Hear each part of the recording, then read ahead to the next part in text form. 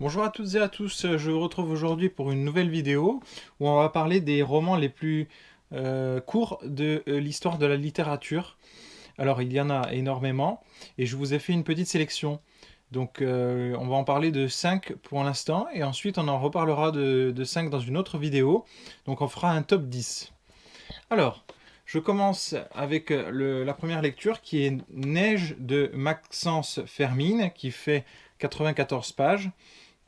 C'est l'histoire de Yuko, un jeune homme qui va traverser la montagne pour aller prendre des leçons auprès d'un des plus grands poètes de la cour du Japon. Ce grand poète s'appelle Soseki et c'est un poète qui est aveugle. Et il est spécialiste des haïkus. Voilà. Donc cette forme de poésie très courte qui est assez magnifique. Alors, c'est un premier roman avec une écriture qui est tout à fait novice. C'est intéressant à lire, par exemple, pour une première lecture. Je vais passer au deuxième ouvrage de la sélection, c'est Le poids du papillon d'Eri De Luca. Alors, Eri De Luca, c'est un auteur italien. Il va raconter donc dans ce livre le combat magnifique entre un chasseur et le roi des animaux, qu'il appelle le roi de la montagne, et c'est le chamois. Donc c'est un hymne à la nature et à sa merveilleuse fragilité. C'est une écriture métaphorique et qui est très léchée. À la fin du texte, il y a un très petit texte qui s'appelle Visite à un arbre, qui était aussi un éloge du pin, donc du pin des Alpes. Alors, pour la troisième lecture, je vais vous parler du Vicomte pourfendu d'Italo Calvino. Alors, le voici. Donc, le Vicomte pourfendu, on y découvre l'histoire du Vicomte Médard de Terralba, qui part à la guerre contre les Turcs et qui va lui arriver une étrange affaire, c'est-à-dire qu'il va être coupé en deux par un boulet de canon.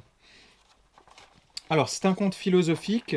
Le vicomte a désormais une double nature, c'est-à-dire qu'il va avoir une partie qui va être gentille, une partie méchante, et on va avoir en fait ce qu'est la nature humaine, hein, la nature humaine qui est divisée en deux, donc la dualité de l'homme et la dissociation, et cette dissociation va traiter de la dualité de la nature.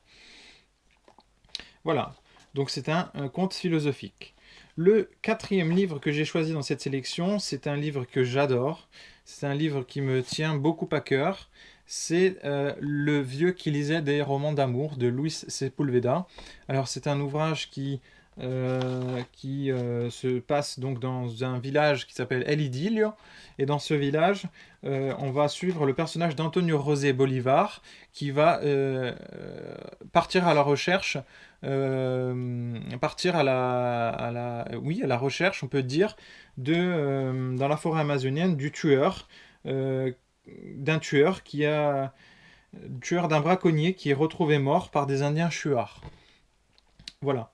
Donc il va essayer de trouver qui a été l'assassin de cet homme et on va suivre tout au long de cette histoire Rosé Bolivar qui va faire aussi l'éloge de l'Amazonie, hein. C'est un hymne à l'Amazonie et c'est un conte magique. Donc je vous laisse le découvrir, c'est un très bel ouvrage. Et enfin, pour terminer donc cette première partie, je vais vous parler d'un de mes coups de cœur, donc Hermann Hesse, Siddhartha. Donc on en parle souvent, c'est un livre magnifique, une écriture splendide, parce que déjà Hermann Hesse a été prix Nobel.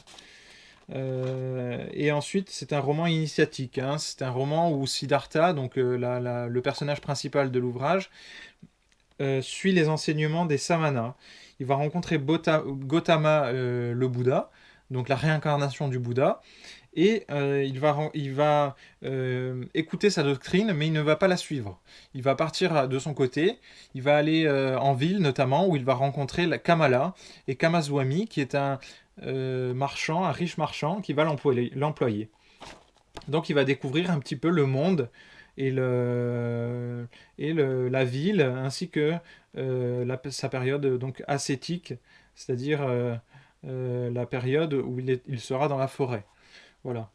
Donc c'est un magnifique ouvrage, je vous le recommande, et l'écriture est vraiment sublime, et c'est un chef-d'œuvre absolu. Voilà. Donc à lire absolument. Voilà, je vous remercie.